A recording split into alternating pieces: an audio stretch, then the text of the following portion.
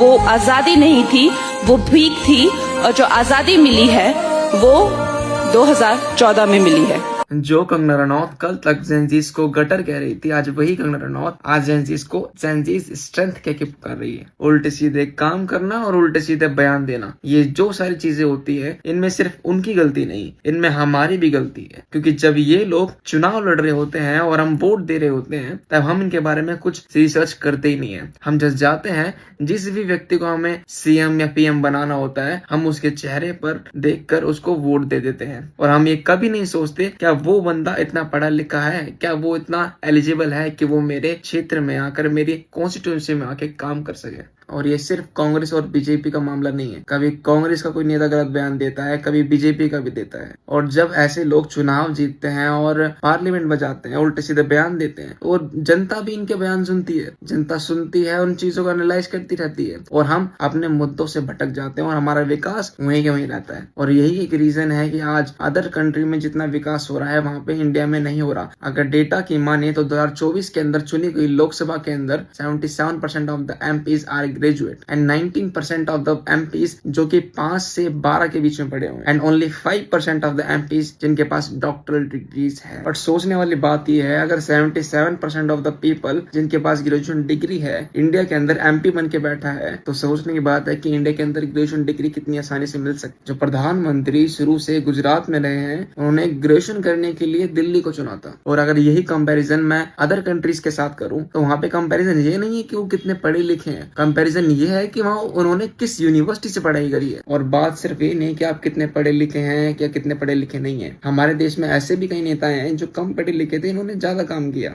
अगर हमारे leaders great होंगे तो हमारा देश भी ग्रेट जरूर बनेगा। जय हिंद।